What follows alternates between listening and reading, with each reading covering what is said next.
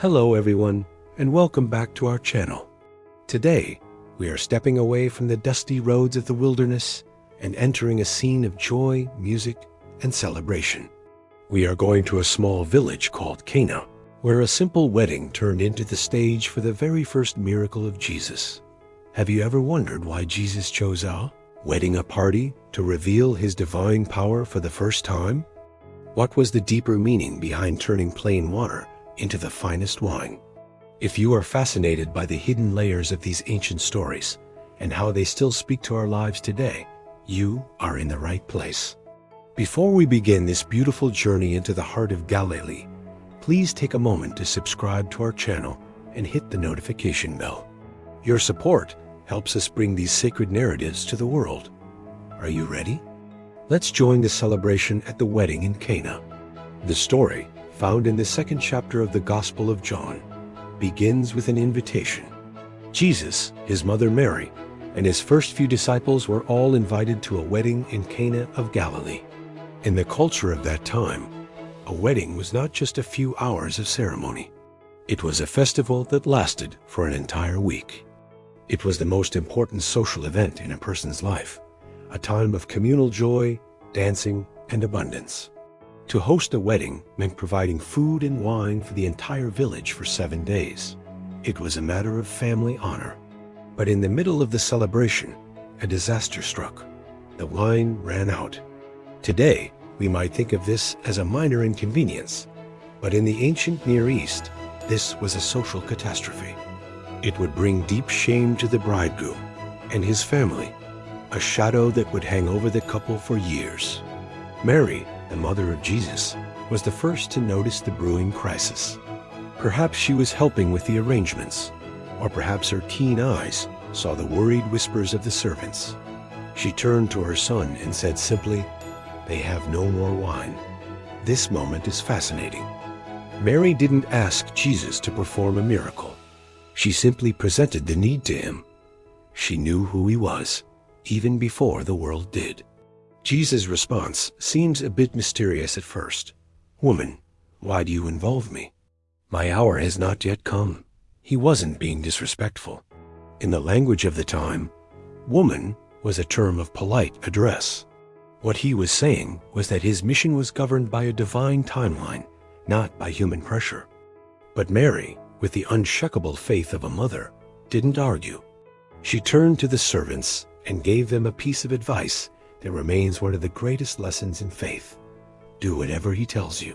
Nearby stood 6 stone water jars, the kind used by the Jews for ceremonial washing. Each held 20 to 30 gallons. Jesus looked at the servants and gave a simple command: fill the jars with water. So they filled them to the brim. Then he told them, now draw some out and take it to the master of the banquet. Imagine the scene from the servants' perspective. They knew they had just poured plain water into those jars. Taking that water to the man in charge of the feast required immense courage. But they obeyed. When the master of the banquet tasted the liquid that had been drawn out, it wasn't water anymore. It was wine. And not just any wine, it was the best wine of the entire week. He was so impressed that he called the bridegroom aside and said, "Everyone brings out the choice wine first, and then the cheaper wine after the guests have had too much to drink. But you have saved the best till now." This was the beginning of signs, as John calls it. But why this miracle? Why wine? In the scriptures, wine is often a symbol of joy, abundance, and the blessings of God's kingdom.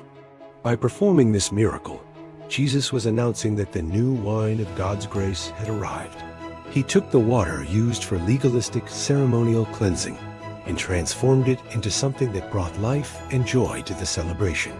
He was showing that his presence transforms the ordinary into the extraordinary and lack into abundance. There is also a beautiful message here about how Jesus works in our lives. He didn't just provide enough wine. He provided about 150 gallons of the finest quality. That is the nature of grace. It is always more than we need, always better than we expected. He cared about a family's reputation and a couple's joy. It tells us that nothing in our lives is too small for him.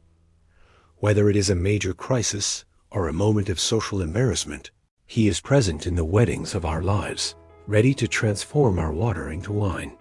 Moreover, the fact that this happened at a wedding is symbolic.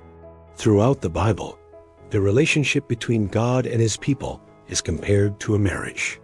By starting His ministry at a wedding, Jesus was hinting at the ultimate wedding feast at the end of time, where all sorrow will be turned into joy. He was the true bridegroom who had come to provide for His people. As we look at this story today, we can see ourselves in the servants in Mary or even in the worried bridegroom. We all face moments when our wine runs out, when our resources, our strength, or our joy is exhausted. The message of Cana is clear. Take your needs to Him, and as Mary said, do whatever He tells you. Transformation happens in the place of obedience. It might start with something as mundane as filling jars with water, but the end result is a miracle that reveals His glory. This first sign in Galilee was a quiet one.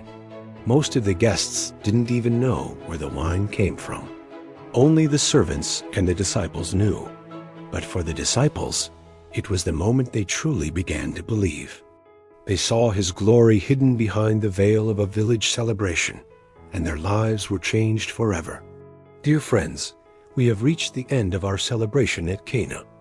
What part of this first miracle speaks to you the most? Is it Mary's quiet confidence, the servants' blind obedience, or the fact that God cares about our moments of joy?